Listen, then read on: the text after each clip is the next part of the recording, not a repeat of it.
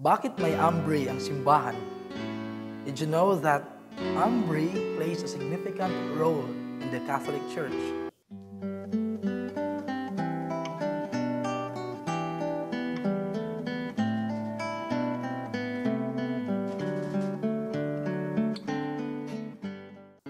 Hello guys, welcome to Via Catholica, your Catholic way to God. I am Brother Rocky James G. Sabas, and in this episode, we will talk about what is an ambre, its significance in the Church and to our faith. Ang ambre ay isang cabinet na matatagpuan sa simbahan, kadalasan malapit sa altar, kung saan ito ay imbakan ng sacred oils na ginagamit sa mga sakramento, particularly the oil of the sick, the oil of catechumens, and the sacred chrism. These oils play important roles in various rites of the Catholic Church, including baptism, confirmation, and the anointing of the sick. Etymologically speaking, ang salitang ambre ay kinuha sa salitang Latin na armarium na ang ibig sabihin ay chest or cupboard. Sa kasaysayan, ang salitang ambre has served as a place to safeguard liturgical items. The use of ambre became more pronounced in the early Middle Ages as the Church formalized its rites and sacraments.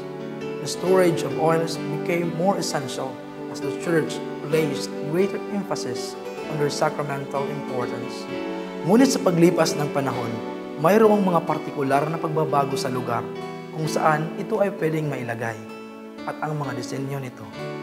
Some are simple recesses in the wall, while others are elaborately decorated cabinets. The ambre's location within a church often symbolizes its closeness to the altar and the central role of the sacraments in Catholic worship.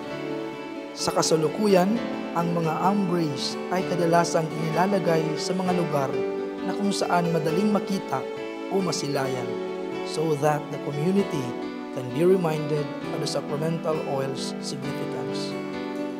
During the Chrism Mass, which is usually held on Holy Thursday, the bishop blesses these oils and they are distributed to parishes for use throughout the year. Ambre can vary in appearance from plain and functional to beautiful and ornate.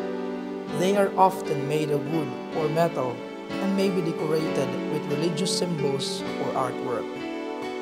The ambre typically holds three specific oils. First, oil of the sick. It is used for anointing those who are ill or facing serious medical conditions. Second, oil of catechumens. This is used during the baptism of catechumens to prepare them for the sacrament. Third, sacred chrism.